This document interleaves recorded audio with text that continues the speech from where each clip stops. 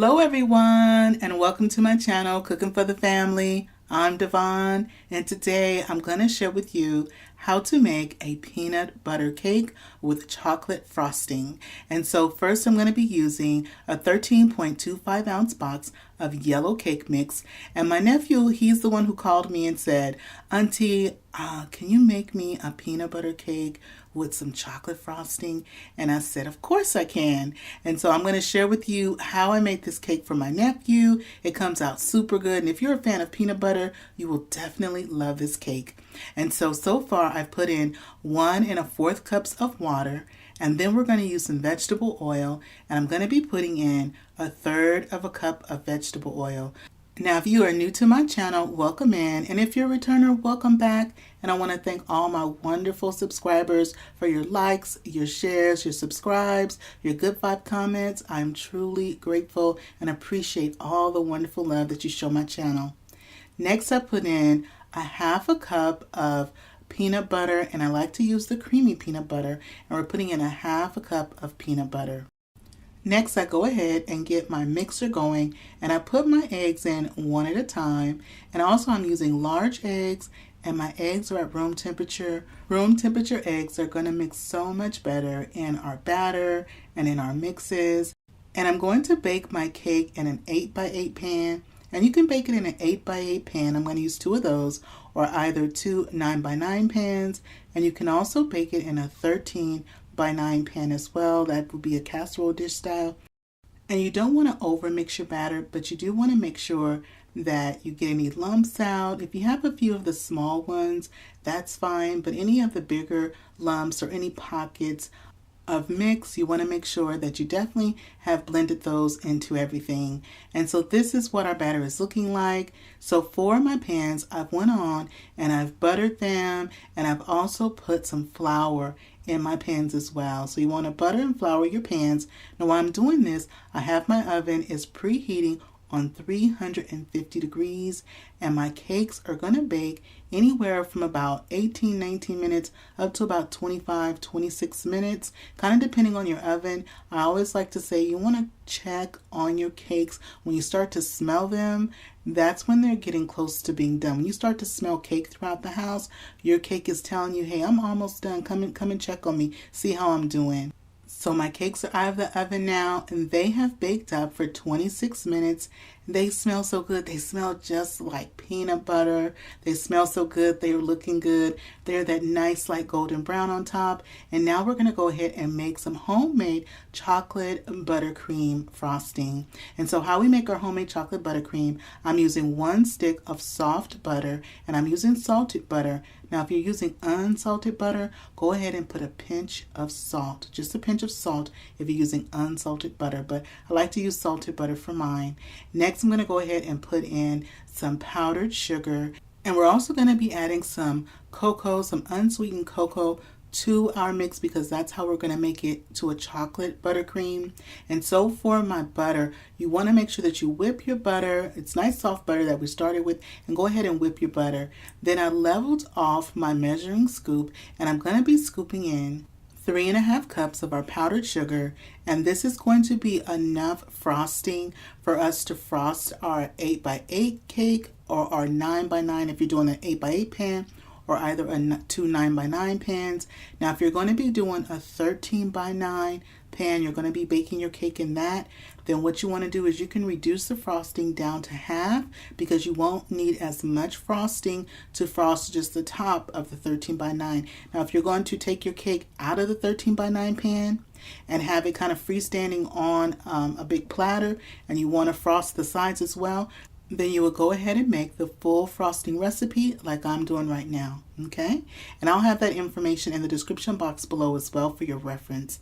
And so for my cocoa powder, I'm using this premium Dutch blend cocoa powder. This is my go-to.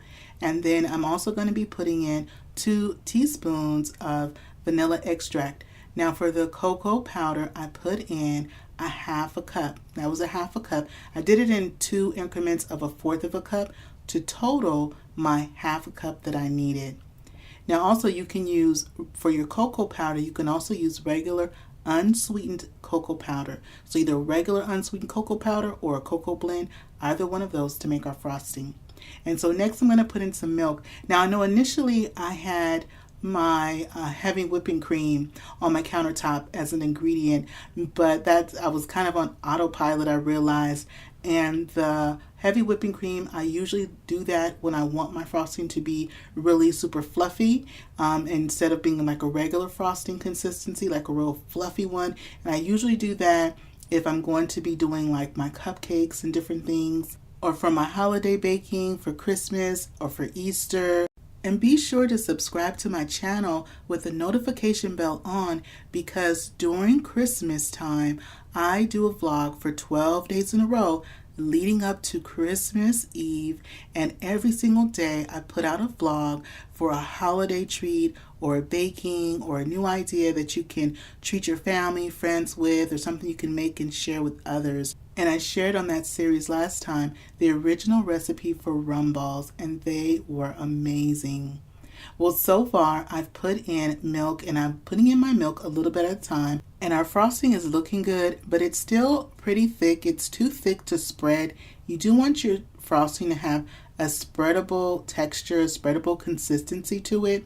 And so I started off putting in 2 tablespoons of milk at a time, but I used my 1/4 of a cup measure, and I put my milk in my 1/4 of a cup measure, so that way I don't have to keep using the tablespoon. I'll just put enough milk in there, and I'll put in a couple of tablespoons at a time until I get the right consistency and texture that I'm looking for. And so this is what we're looking for. Our frosting is looking good. It's nice and spreadable. And in the description box below, I will have a list of all the ingredients you need to make this wonderful frosting from scratch, as well as the ingredients that we use to make our wonderful peanut butter cake. So I put a nice dollop of frosting on top. I'm going to work within the frosting using my offset spatula back and forth just like that to get a nice even coating for that middle layer, just like that.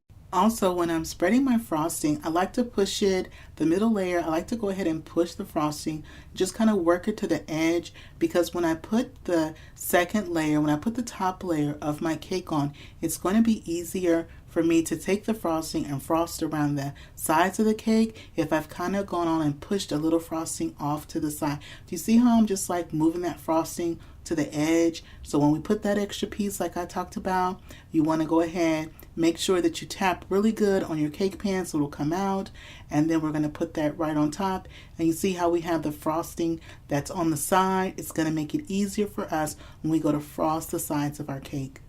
And this recipe also makes great peanut butter cupcakes.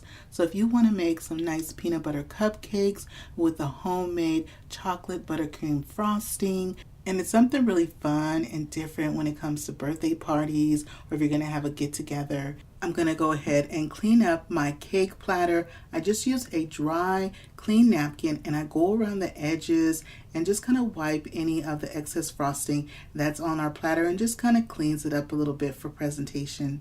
Now for the toppings, for the garnish, I like to use these salted cocktail peanuts, and I go ahead and I just cut them up myself. I just go ahead and chop them up, and you can go ahead and put them all around the sides of your cake if you like. I'm going to put some around the sides, and I have some usually on the side as like a garnish if anybody wants a little extra peanuts.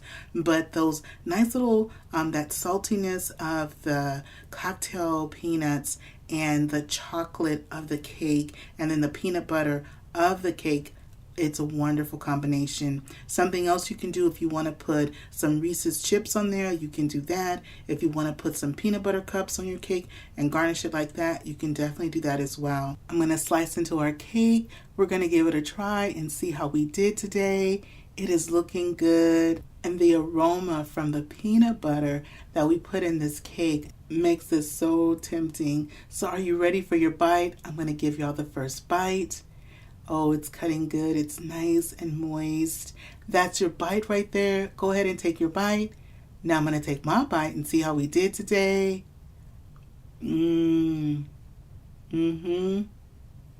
Wow. Y'all, this has come out so good. The peanut butter comes through so well. It is super moist. Now we just have to explain to my nephew why there is a slice missing from his cake. Well, that is it for me today. If you haven't subscribed to my channel yet, go ahead and hit that subscribe button. If you like this video, don't forget to show it some love, give it a thumbs up, and click share. And share this video with a friend or family. And remember, it's always good when Dyvonne is cooking for the family. I'll see you on the next one. Bye-bye, everybody.